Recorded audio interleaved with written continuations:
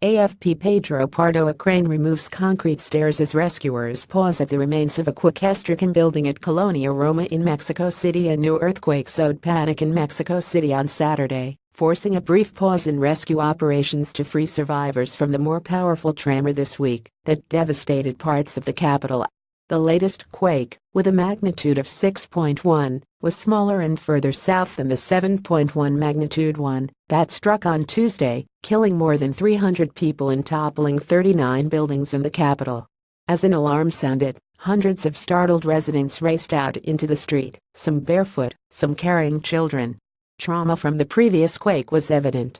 "Oh God, have mercy," exclaimed Teresa Martinez, 74, who stood in the street with other women, all crying.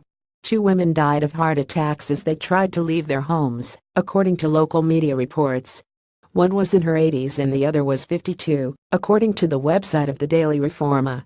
Authorities said 2 people also died in the quake in the southern state of Oaxaca, where the epicenter was located. A bridge collapsed near the town of Juchitán, Oaxaca, already hit hard by a September 7 quake that killed nearly 100 people. Some buildings with previous damage collapsed. In a jittery Mexico City, the quake made buildings sway, but some didn't notice. "This time, we didn't feel the ground move, maybe since the last one we're getting used to them," said Pablo Martinez, who had run out of his apartment building with his 6-year-old daughter in his arms.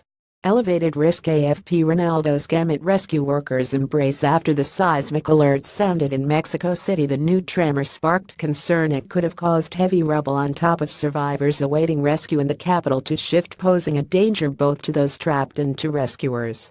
Rescue crews quickly evacuated 5 sites in the capital, where they had been working. They hesitated for a couple of hours, discussing the added risk, before going back in to look for survivors. Mexico City's mayor, Miguel Angel Mancera, told Televisa Television that around 30 people may yet be able to be found in the search and rescue operation. So far, 69 people have been pulled alive from the rubble in Mexico City, according to authorities. "We've been told they have detected areas with life. They've sent in dogs and the dogs have indicated life," Paola Solorio, a 35-year-old who had 3 relatives trapped, told AFP.but. The smell of decaying bodies wafting out from the buildings 4 days after the quake presaged grief for some relatives. Rescue workers wore face masks to shield themselves from the odor. Still, they refused to give up hope. "We're here to save lives. You have to have faith and believe the people inside are in a place with access to air and manage to survive," said Karen Fitka, a 29-year-old with an Israeli rescue crew. Race to find survivors. AFP PEDRO PARDO A rescue dog in Mexico City searches for possible earthquake survivors trapped under the rubble. Anxious families have been holding vigils at the flattened sites, urging exhausted emergency workers to keep trying. "A lot of time has passed, but we won't give up," said the head of the Civil Protection Service, Luis Felipe Puente. "Time has gotten the best of us. There are structures that are very complicated to access.